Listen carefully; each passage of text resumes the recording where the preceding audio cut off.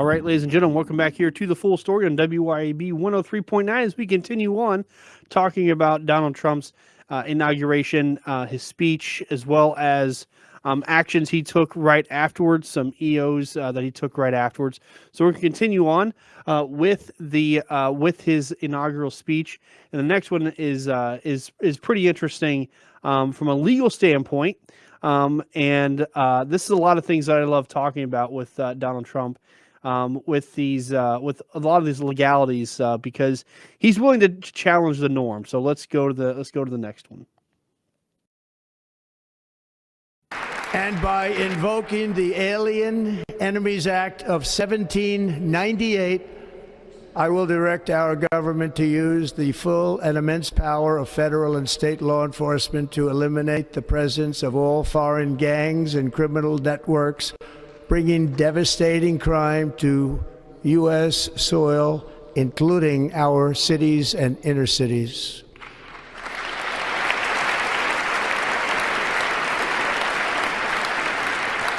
As Commander-in-Chief, I have no higher responsibility than to defend our country from threats and invasions, and that is exactly what I am going to do. We will do it at a level that nobody's ever seen before. Okay, so let's talk about the Alien Enemies Act for a minute, because thing to pull up. It's something he's mentioned before. He's mentioned it on the campaign trail. So let's talk about the Alien Enemies Act itself. What is it? Because again, this is pulling up this again. This is what I like about Donald Trump. He's looking at all the tools at his disposal, things that people had never really thought about before.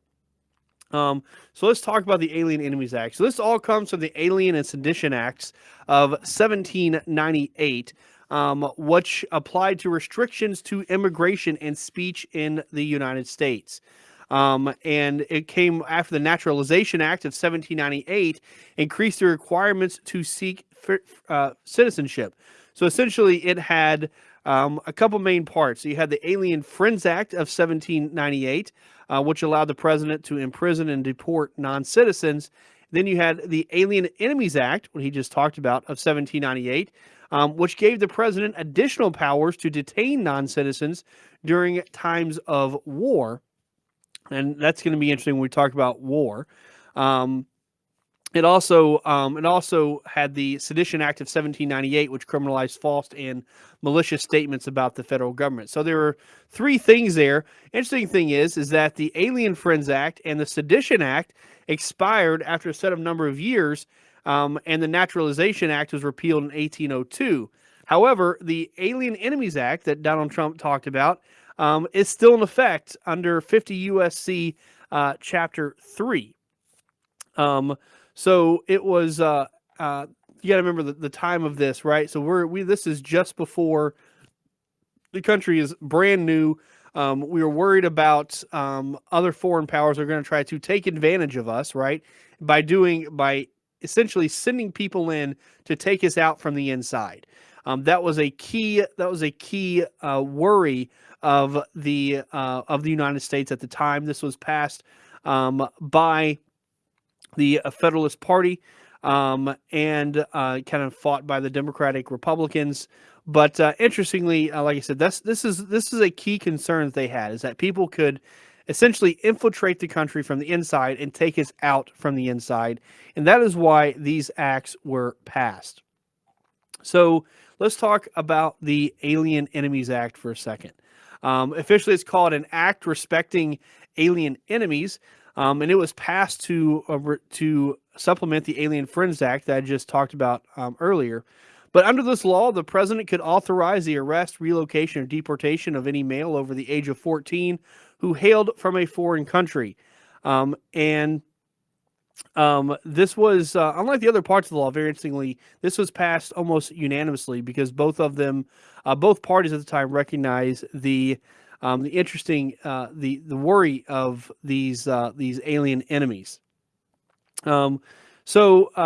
Essentially, it applies again. The only part left of this, and so what it says here is that when can the president invoke it? So let's talk about that first. And this is directly from the law. So this is 50 U.S. Code Section 21. And it says whenever there is a declared war between the United States and any foreign nation or government, comma, or any invasion or predatory incursion is perpetrated, attempted, or threatened against the territory of the United States by any foreign nation or government, and there's so you have two ors, and the president makes public proclamation of the event, all native citizens, denizens, or subjects of the hostile nation or government, being the age of 14 years and upward, who shall be within the United States and not actually naturalized, shall be liable to be apprehended, restrained, secured, and removed as alien enemies.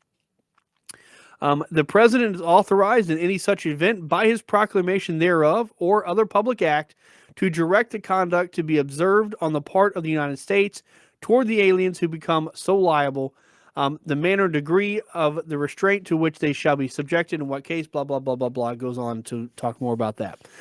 So a couple things to break down with that, okay?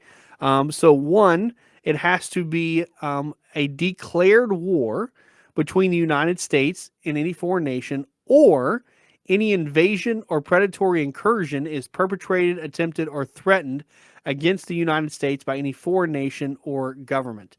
So there's a couple pieces to that. That first one, so this act hasn't been invoked essentially 3 times.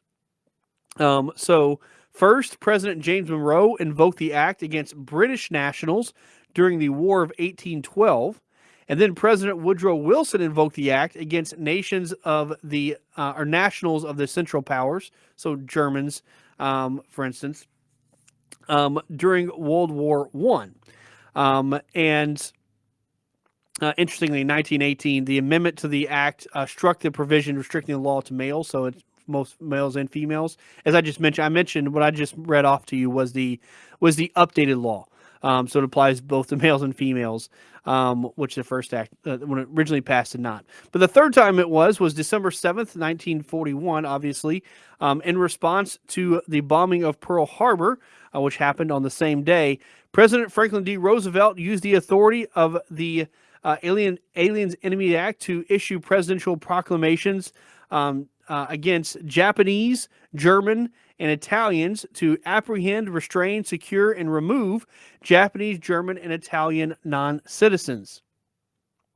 Roosevelt later cited further wartime powers to issue Executive Order 9066, which interned Japanese Americans, which was something separate from the Aliens and Sedition Act. So there was actually a Supreme Court about that called the Korematsu case. That's something completely separate. They're kind of related, but they're different authorities. And the Supreme Court found the internment legal in the Korematsu case, which is crazy to think about because they were American citizens.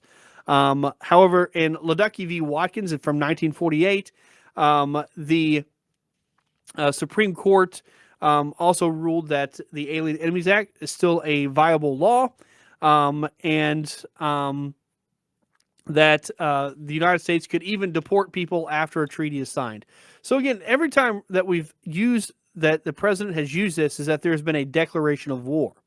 And a declaration of war is interesting because a declaration of war has to happen from Congress, and it's usually against a nation. So that's that first part. However, there is a second part to that. There is an or, right? And that second one is or any invasion or predatory incursion, which is perpetrated, attempted, or threatened against the territory of the United States by any foreign nation or government.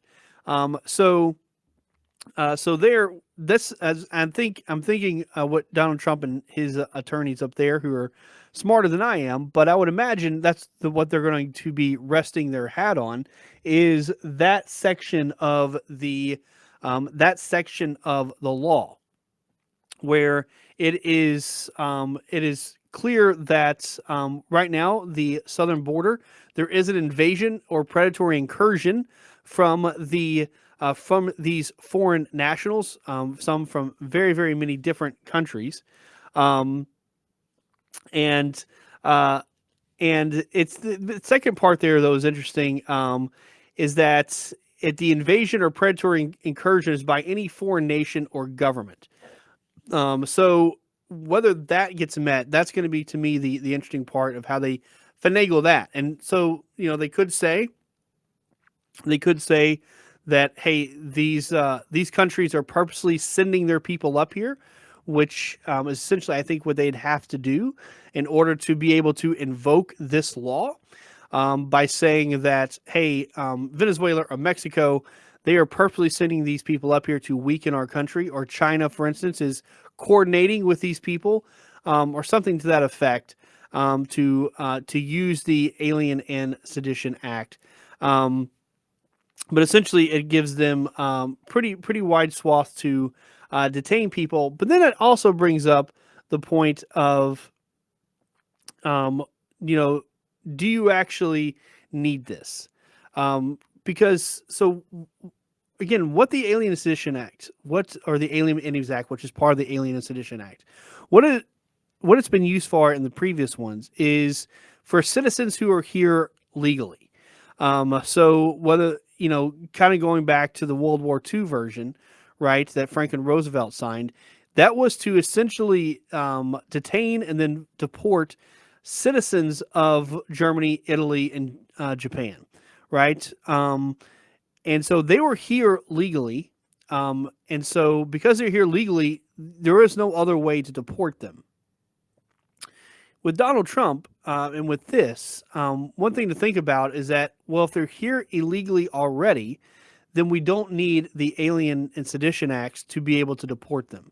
It would only be needed if for people who are here legally and they are somehow helping out an invasion of the United States. So, the rare instance it could be used, I think, would be people who were coordinating or using people who are naturalized citizens who are, or not naturalized citizens, but are here legally, and are essentially allowing this invasion to happen, is or somehow coordinating it. But then again, you could probably deport them too, even if they're here, or revoke whatever green card they have, because of the crimes they're committing against the United States. Because if they're here committing crimes, or they're already doing a crime, which illegal aliens are doing by just being here, they don't really need this act.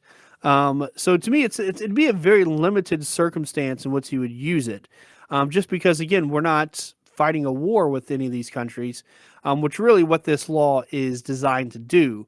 You can debate whether that's even right, because there's some pretty good argument to say, hey, that seems to be inherently wrong. But you got to understand, especially like something like Pearl Harbor, where some Japanese, even Japanese Americans, people who were actually citizens, were sending information back to Japan. So there was a legitimate worry that these people, that's why it's sedition is in the name, were using this to harm the United States.